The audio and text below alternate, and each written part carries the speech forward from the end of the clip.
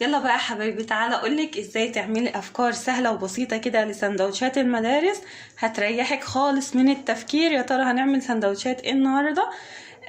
الوصفه حلوه جدا يا جماعه وسهله، وزي ما انتوا شايفين ما شاء الله عليها جميله جدا. شايفه؟ تعالي كده افتحها لك من جوه. شايفه جمالها وحلاوتها؟ حلوه خالص. شايفه ما شاء الله عليها قد ايه مفتحه وجميله. وهقولك تستبدلي الجبن اللي احنا عاملينها دي باي حشوه انت حباها. ادخلي بقى شوفي الفيديو، بس ان شاء الله لو عجبك ما تنسيش تحطي لي لايك، ولو انت مش مشتركه عندي يا ريت تشتركي، ولو انت مشتركه بالفعل انزلي حطي لايك وادخلي شوفي الفيديو بقى. ما تنسوش تكتبوا لي في التعليقات رايكم في الفطاير الجميله بتاعتنا دي ايه. بسم الله الرحمن الرحيم، والصلاة والسلام على أشرف المرسلين. دايما بحب أبدأ كلامي معاكي بالصلاة على النبي. صلي وبلاش تبخلي. النهاردة بقى بالنسبة ان المدارس خلاص بدأت وهنحتار طبعا في السندوتشات، هنعمل فكرة مع بعض كده بسيطة. يعني هنعمل فطاير كده للولاد، ممكن ياخدوها مع كوباية حليب الصبح، تحطها لهم في في الشنط، يفطروا بيها. حاجة كده تكون سريعة وسهلة وتريحنا. انتوا طبعا كلتنا امهات وعارفين فكرة السندوتشات يمكن اصعب من فكرة المدارس.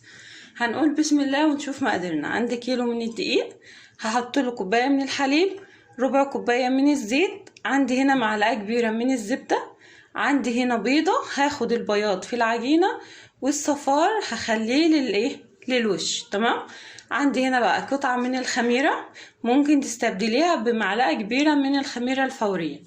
عندي معلقة صغيرة من البيكنج باودر، رشة فانيليا ورشة ملح، وعندي معلقة من الخل.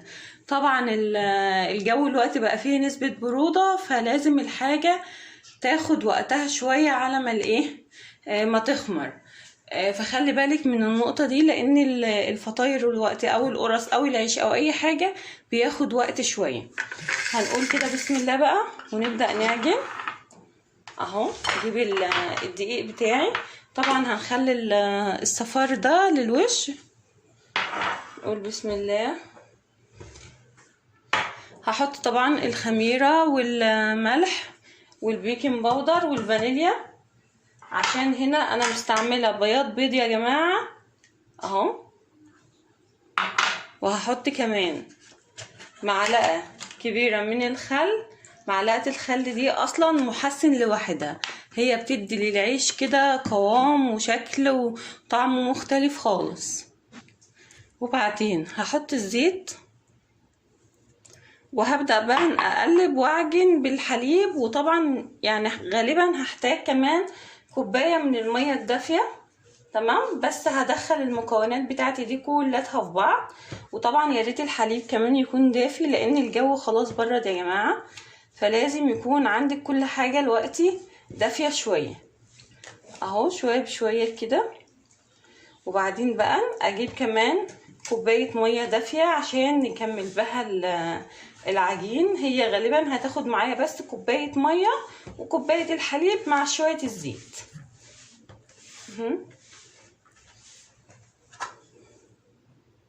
بصوا بقى يا حبايبي، بعد ما ضفت كوبايه الميه وكوبايه الحليب والعجينه عندي بقت عامله كده.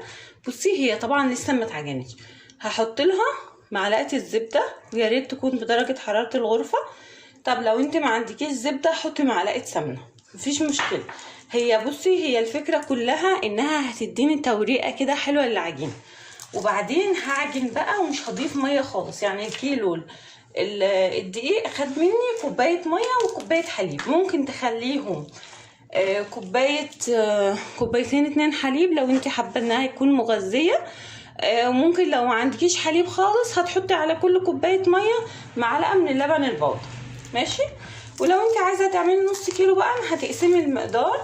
بس عامه هي بتكون حلوه جدا لما بتتعمل وتتحفظ في الفريزر، مش بيحصل لها اي حاجه خالص. بتطلعي بس تدفي كده وبتبقى تمام. والحشوه بقى ده اختياري، يعني انا ان شاء الله هعملها معاكي جبن. هي عامه بتكون احسن حاجه بصراحه، الولاد بتحبها الصبح. او ممكن تحشي شوكولاته لو انت حابه. الحشوه دي بقى ترجع لك انت زي ما انت حابه. الوقت طبعا هي لسه عايزه شويه عجين، طبعا الجو برد هنا انا مستعمله دقيق جميع الاغراض، فايه عرقه شديد شويه، فهي طبعا لسه عايزه شويه عجين كده جامدين، نعجنها بقى عجينه حلوه مش اقل من 10 دقايق. الوقت بقى يا حبايبي بعد ما خلصت العجين ده، قوام العجينه هنغطيها بقى ونسيبها ترتفع. هتاخد معايا حوالي نص ساعه او ساعه الا ربع. طبعا الجو برد يا جماعه. ان شاء الله بعد ما ترتفع بقى نرجع نشكلها ونحشيها سوا. بقى يا حبايبي بعد الفطاير بتاعتي بقى كده ما اختمرت تمام اهي ما شاء الله عليها. هنبدأ بقى نقسمها. انا عايزة كور صغيرة، يعني انا عايزة حجم الكورة يكون صغنن كده. يعني مثلا الكيلو ده هيطلع لك حوالي 50 واحدة تمام، 50 فطيرة صغنونة كده اهي.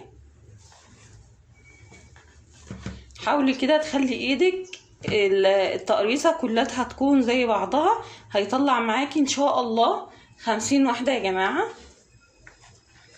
اهو. بس بالحجم ده كده صغيرة كده بسيطة. انا هخلص بقى تقريص كل الفطاير بتاعتي دي. بصوا بقى يا حبايبي بعد ما قرصت كل الفطاير بتاعتي طبعا هغطيها وهبدأ بأول الفطاير يا جماعة كده بالمنظر ده. بصي هي مش هتحتاج منك اي حاجة خالص، يا دوبك كده اهو على الرخامة هتفرديها كده بالمنظر ده اهو شايفة. بعدين انا عندي بقى هنا خليط، يعني انا جمعت كل الجبن اللي موجودة عندي في التلاجة. موتزاريلا على رومي على ايه تاني دوبل تمام، على كمان كان في جبنه مثلثات قطعتها بردك عشان اعمل حشوه كده ايه لذيذه وفي نفس الوقت مغذيه. وممكن كمان تضيفي لانشون اللي انت حباه تضيفيه. بس انت بتفرديها كده اهو وبترققيها حلو تمام. شايفه السمك بتاعها وبعدين هاخد بس معلقه من الخليط اللي احنا عاملينه ده وهحطه في النص كده اهو. وهقفلها بقى زي ما نكون بنقفل البوريك كده يا جماعة، او هنقول بالاقرب خالص زي القطايف كده اهو. شايفة كده اهوت زي ما تكوني بتقفلي القطايف بالظبط اهو. بس تتكي عليها حلو عشان طبعا الجبنة لما تسيح ما تطلعش. وبعدين هلم ده شوية وهلم دي كمان شوية كده بالمنظر ده، وهاجي على الرخامة وهضغط عليها ضغطة صغيرة كده وهساوي بقى عشان تديني نفس شكل البوريك بالظبط اهو يا جماعة. شايفة دي ايه شكلها اهو بالمنظر ده. عندي بقى هنا الصينية بتاعتي مدهونة ده دهنية كده بسيطة وهحطها فيها. وطبعا هسيب مسافة ما بين كل واحدة والتانية عشان هي لسه هترتفع معايا. لو انت مش حابة تدهني الصينية بتاعتك مادة دهنية حطي ورقة زبدة. هنعمل كمان واحدة اهو. شايفة سريعة سريعة حاجة كده وانت بتجهزي الغدا هتعمليها جنب منك، والله هتفرق معاكي كتير في الفطار بالذات ايام المدارس اهو. واخد تشكيلة كده من الجبن اي بقى حاجة انت بتحبيها اي نوع، ومش شرط تكون كذا نوع، يعني ممكن تعملي حاجة واحدة بس اهو. وهاخد الطبقة دي على دي وهقفل بالمنظر ده اهو كده يا جماعة كده. وهلم دي شوية بس اهو كده وهلم دي وهاجي بس على الرخامة وهديلها ضغطة صغيرة كده يا جماعة بالمنظر ده وهحطها في الصينية. هكمل كل الفطاير بتاعتي بالمنظر ده وبعدين ارجع اوريها لك قبل ما ندخلها الفرن وندهن وشها سوا. دلوقتي بقى يا حبايبي بعد ما خلصت التبطيط طبعا هنبدأ بأول صينية خلاص خلصت معانا لأنها بتكون خلاص ارتاحت وارتفعت. عندي هنا بقى صفار البيض اللي احنا كنا شايلينه، حطيت عليه كده معلقتين من الحليب وشوية من الفانيليا وهبدأ بقى ادهن الوش كده تمام. لو انت ما بتحبيش صفار البيض ابقى حطي، ممكن تحطي مثلا حليب وقهوة سريعة الذوبان، ممكن تدهني الوش مية بسكر، ممكن مثلا برضك تدهني النسكافيه واي حاجة انت بتحبيها ضيفيها تمام. هي الموضوع كلاته مش اكتر من ان انا بديك الفكرة وانت اعملي الحاجة اللي انت بتحبيها والحاجة اللي انت بس بترتاحي فيها هي اللي انت خديها واستغليها كده يا حبايبي. انا طبعا دلوقتي شغلت الفرن بتاعي على درجة حرارة 180 من فوق ومن تحت. هحميه كويس جدا وبعدين هطفي النار من فوق.